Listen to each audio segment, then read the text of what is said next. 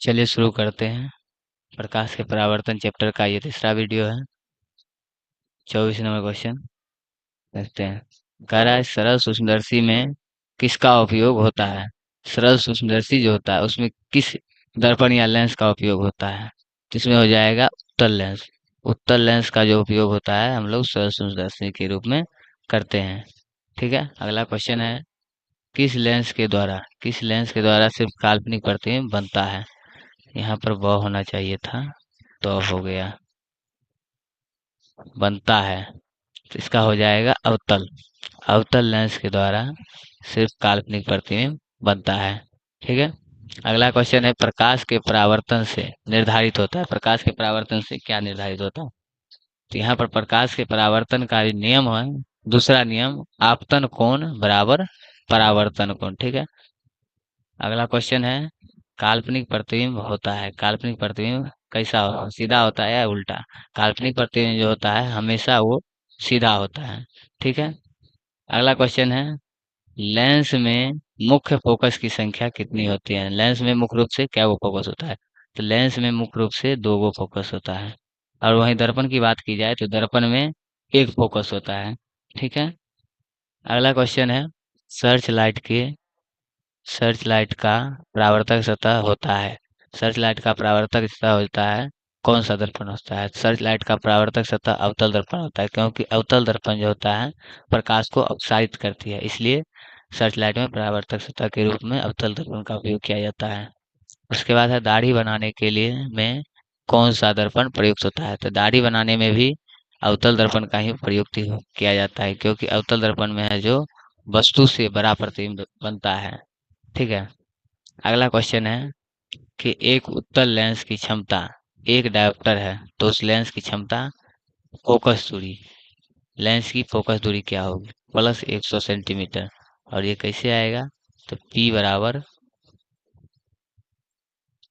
1/f। इस पर जब निकालिएगा तो निकल जाएगा। ठीक है, अगला क्वेश्चन है कह रहा है कि किसी गोलीय दर्पण तथा किसी पतले गोलीय लेंस दोनों की फोकस दूरियां -15 सेंटीमीटर है। तो दर्पण तथा लेंस संभवतः है कौन सा लेंस है और कौन सा दर्पण। यदि माइनस लगा हुआ रहे तो सीधा समझ लेना दर्पण होगा अवतल और लेंस होगा उत्तल। ठीक है, अगला क्वेश्चन है कह रहा है प्रकाश के परावर्तन अपवर्तन के कितने नियम है। प्रकाश के अपवर्तन के कितने नियम। प्रकाश के परावर्तन के भी दो नियम है और प्रकाश के अपवर्तन के भी दो नियम हैं। ठीक है, अगला क्वेश्चन है कि किसी माध्यम के अपवर्तनांक का मान क्या होता है। ये प्रकाश के अपवर्तन का दूसरा नियम है। वही है प्रकाश के अपवर्तन के दूसरे नियम को अपवर्तनांक का मान कहा जाता है। तो इसका सही उत्तर हो जाएगा साइन आई बट्टे साइन आर। ठीक है, अगला क्वेश्चन है एक उत्तल लेंस होता है कैसा। उत्तल लेंस जो होता है किनारों की अपेक्षा बीच में मोटा होता है। किनारों की अपेक्षा बीच में मोटा होता है, वो होता है उत्तल लेंस। और बीच की अपेक्षा किनारों पर जो मोटा रहेगा वो हो जाएगा अवतल लेंस। ठीक है, अगला क्वेश्चन है कह रहा है कि अवतल लेंस का आवर्धन बराबर होता है।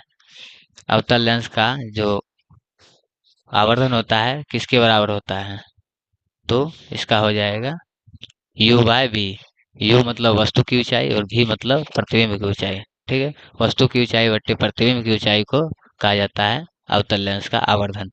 ठीक है, अगला क्वेश्चन कह रहा है कि गोलीय दर्पण और फोकांतर एवं वक्ता त्रिज्या के बीच संबंध है।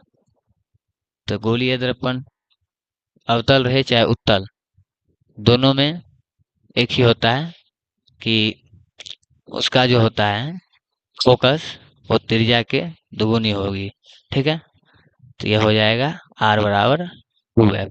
ठीक है, अगला क्वेश्चन सोलर कुकर में प्रयोग किया जाता है किस दर्पण का। सोलर कुकर में किस दर्पण का प्रयोग किया जाता है। तो याद रखना सोलर कुकर में अवतल दर्पण का प्रयोग किया जाता है, क्योंकि ये प्रकाश को अपसरित करती है। ठीक है, अगला क्वेश्चन है उत्तल लेंस में बना प्रतिबिंब कैसा होता है? उत्तल लेंस में प्रतिबिंब कैसा बनता है? उत्तल लेंस में जो है सो हमेशा वास्तविक और सीधा बनेगा। ठीक है। अगला क्वेश्चन है, उत्तल लेंस में जब बिंब एफ और 2f के बीच रखा जाता है तब प्रतिबिंब बनता है, कैसा बनता है? तो ये हो जाएगा, इसका सही उत्तर हो जाएगा वस्तु से छोटा और वास्तविक। ठीक है।